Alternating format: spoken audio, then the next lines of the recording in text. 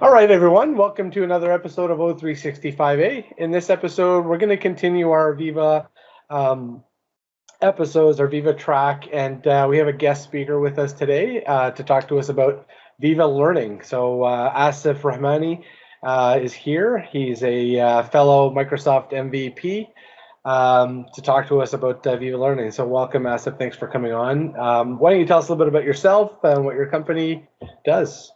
Sure. First of all, thanks so much for having me, guys. It's a pleasure. My name, as Habib mentioned, is Asif Rehmani.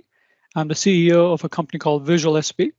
The main thing that we focus on at Visual SP is actually very related to the whole learning mechanism that I'll be talking about, is how do you get information to users at their moment of need, what we like to call at the last mile of content delivery, getting it to the door of the user. We try to focus on that as much as possible and at their moment of need. I've been personally an MVP, just like you guys, fellow MVPs. Great to be here since 2007 now, so 15 years. It's been a great pleasure serving the community, mostly in the Microsoft 365 space, of course, before that SharePoint. And now I, myself and also as our company, we focus on contextual microlearning within Microsoft 365, Dynamics 365, and even other applications as well. So great to be here. That's great. Asif, one of the first questions I have is, what is Viva Learning? And from your perspective, what's its purpose and some of its main benefits? Yeah. Honestly, I think that's actually a very, very good question for folks, everyone out there, to understand what is fact and what is fiction regarding Viva Learning, because there has been a lot of fiction out there saying, hey, it's going to replace everything that you ever need for learning, and that's unfortunately not true. Viva Learning, the way you look at it, and of course you can have a much broader conversation around it, which I will not go into right now. We'll just talk about Viva Learning. It's an aggregator of your learning information within the company in one place. And that place happens to be Microsoft Teams, because that's where everybody's going these days. Now, an aggregator is exactly what it sounds like. It's all this information is coming in one place where you can consume it. That does not mean that replaces your learning management system. That does not mean it replaces your digital coach or the contextual microlearning, the kind of the stuff that we provide, for example, getting it to the person. It means that anything that you have access to or that you get access to later, you can have everything come together in Teams, which makes a lot of sense from Microsoft perspective. Second thing also to remember, this is also unfortunate that there's been some rumors from all different sizes that it's not a free service. You do have to pay for it. It's a great service, but it's a paid service. Viva Learning is one of the four, as you guys know: Viva Insight, Viva Learning, Viva Topics, and Viva Connections. Connections is the only one that's free. Everything else you got to pay. And Viva Learning specifically is $4 per user per month. And I'm sure we'll dig into a lot more, but it's good to know these facts going into it. That's good. Thanks. Yeah, over to you, Habib. Yeah, thanks, Asif. So I guess as we're continuing along the discussion, so after it's a good segue because I was going to ask about licensing, so that's great. So after, let's say, the organization has procured the licenses already, how do they get started? Like, what's the best way of them getting started? Well, first of all, I'll repeat just in case if this was missed, that it's $4 per user per month for the application. That means Viva Learning app, you see the actual tile in your Teams, and that's about it. You see free content coming from different sources that you have access to, your own content that you can put in there. But then once you want to get more information, more content from other sources, you got to pay for each of those repositories, like LinkedIn Learning, Microsoft Learn, Skillsoft, Pluralsight, edX, and so much more. If you have your own content, you can surface it there. Not yet, by the way. None of the stuff is available yet because we're still in preview right now. But when you can, you'll be able to surface it. But it's not super straightforward. It's not super complicated either, but something that it will take some ramp up to do. You have to have I won't go deep into it, but a SharePoint list which actually points to all the different content that's laid out at different places, and then that gets consumed within Viva Learning. So capabilities will be there, but you do have to pay for every single service that you get consumption to. So keeping that in mind. Awesome. Is there anything, so, we talked about deployment. I mean, obviously it's just you deploy the application within the tile, within the app, within the Teams admin center, it gets pushed down to the user. So it's really just an application. Is there any special permissions that you can apply for, the end users where they can only see a certain set of content versus other users? So I will give a brief answer since we have a brief amount of time, but for listeners of the podcast, there is a Viva Learning blog that's out there on my Visual SP blog. So if you do a search for Visual SP Viva Learning blog, you'll get to the whole huge blog entry. You can publish and push content to subset of users and have specific content also to specific users. Still, having said that, it's not a Viva Learning capability. It's more of a Teams capability. So you know how in Teams you can have different policies? You can have an app policy. You can say, all right, this I want to be published here. This I want to be published there. Now, that's the current way of thinking of what it's going to be. Once again, it's none of this stuff is general availability as it's not in production yet. And the messaging is changing a little bit depending on what Microsoft is hearing from the public as to what is needed and from the partners as to what's needed. So things might change, but currently that's my assumption that you'll be able to do that. Awesome. Over to you, Dino. Thank you. Asif, have you worked with any organizations using Viva Learning in public preview yet, or is it still too soon for that? Yeah, good question. So from our company, Visual SP, and myself also, we work with many corporations around the world, and we've discussed the possibility of deploying Viva Learning. Having said that, no one has gone in production because it is still in preview.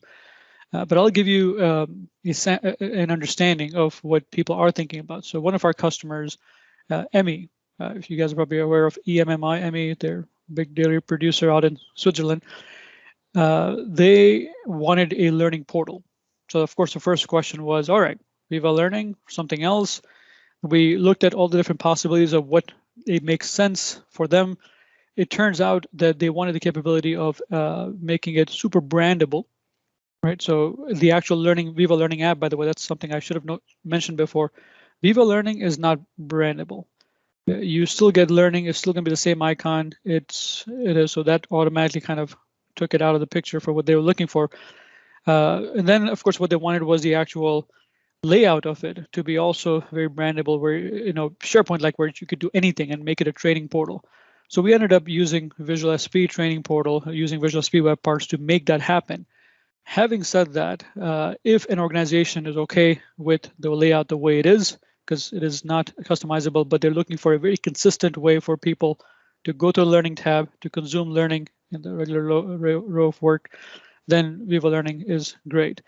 There will always be the two camps of, all right, here's what I'm looking for, and I'm just looking for a consistent experience, and Viva Learning is enough, and others which I'm looking for a very brandable, very customizable experience, and that's not going to be enough. So it's very good to know what the requirements are when you're going into it.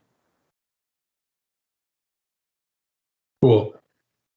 Maybe talk a little bit about the actual Viva Learning app and the experience in Teams. I know it's in preview. I've played with it a little bit, but yeah, maybe just spend a few minutes or less or more if you like, and just walking us through what that might look like. And sure. Since we're not doing screen sharing here, I won't be able to show it. Having said that, I'll try to describe it as much as possible in verbal visual format. So as a user, you get into the Viva Learning app by clicking on the Learning app that exists on L'Oreal, right? When the user gets there, there's going to be two rows of information that's going to be specific to them. One is going to be the stuff that they have bookmarked. Second is going to be the stuff that's been recommended to them by their colleagues, by their managers, etc. Now, after the first two rows of information, and that information, by the way, is based in tiles, so you can have an actual course or a specific video or a Word document, PowerPoint, whatever each of these tiles represent. After those two rows, then it's going to be any other learning capability that's been provided to them from an organizational perspective. Now, this is actually pretty important. When I first got access to Viva Learning, I thought, all right, well, it's LinkedIn Learning there, and I am a subscriber to LinkedIn Learning, from my MVP connection, so I should have access to it. And actually, I pay for it on top of that too, with LinkedIn being a premium member. But that's not the case. Doesn't matter if you have individual access to LinkedIn Learning or other things, your organization has to have access to it. So you have to put the organization ID in there, and then you will see all the content that's coming from the organization there. Otherwise, it will say, okay, you got to sign in to organization.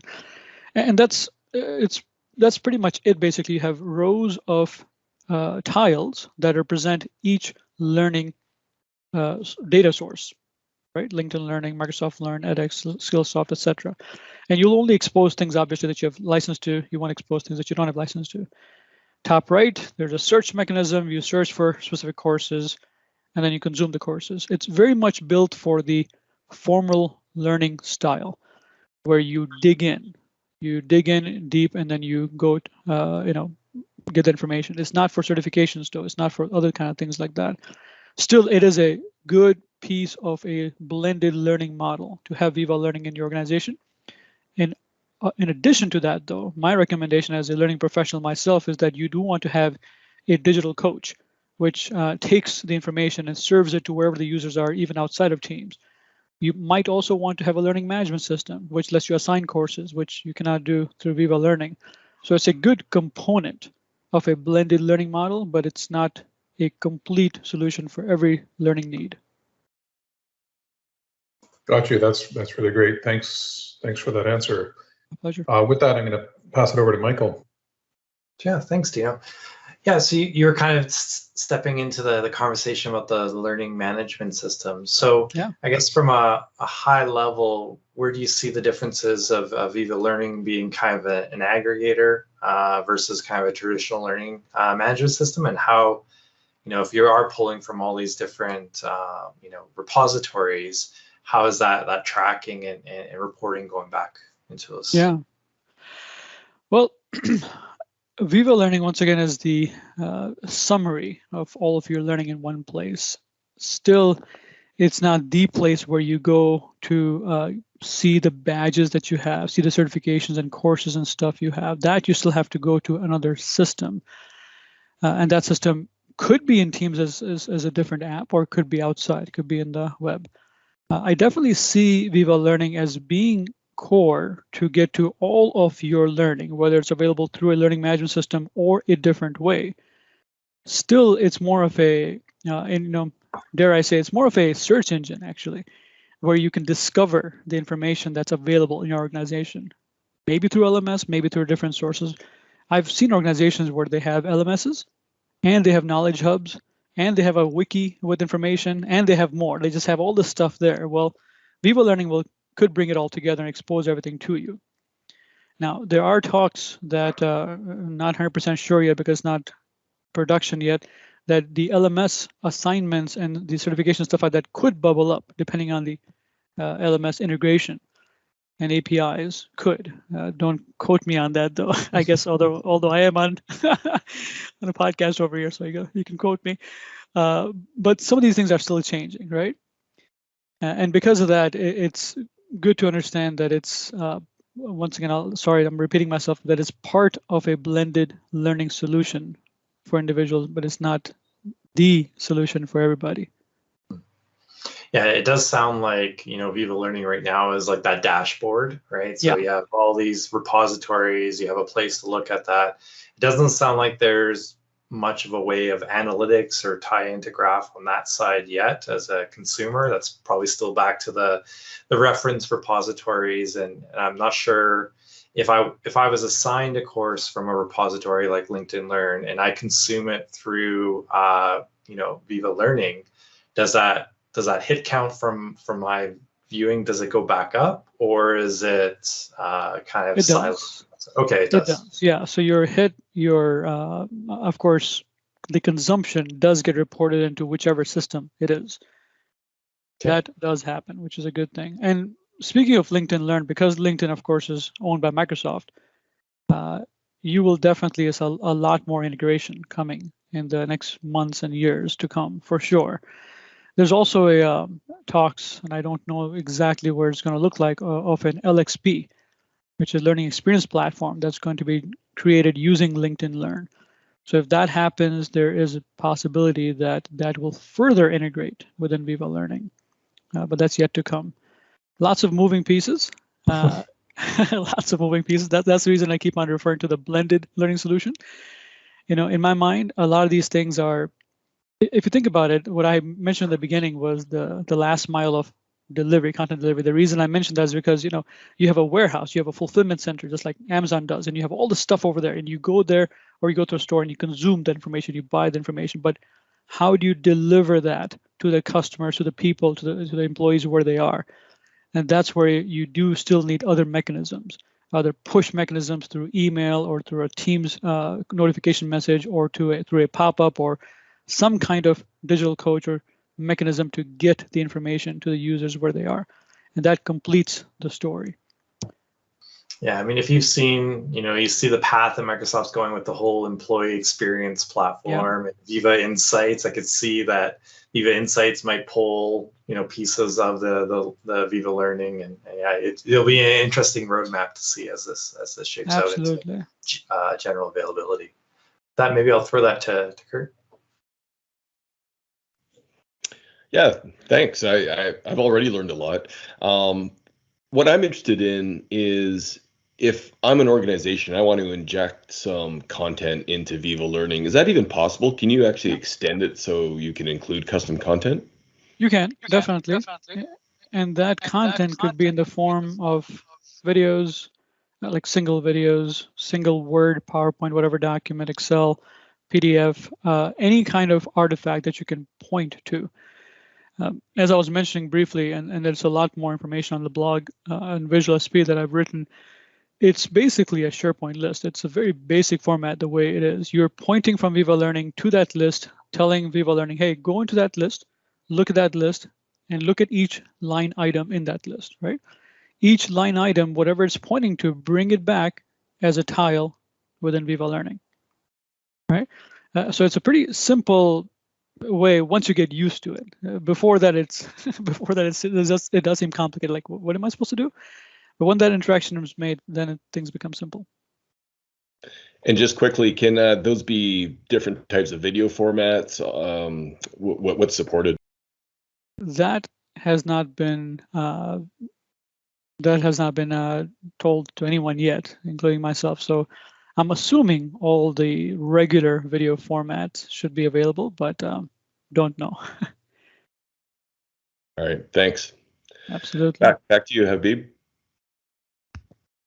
Thanks, Kurt. Yeah, I mean, as Kurt mentioned before, I've definitely learned a ton of information that I did not know about Viva Learning until now. So it's really great. I think understanding the entire, I guess, Viva Learning platform, understanding that it's part of the entire learning process, but and it's not sort of maybe the final thing. Maybe in the future that it could be, but I guess still up until now it's still in the preview, so nobody really knows sort of what the end goal and end solution would be like. But definitely appreciate you coming on, Asif, sharing this information with us. And I think definitely our listeners would appreciate that as well. And thanks everybody for listening in, and hopefully we'll catch you on our next episode.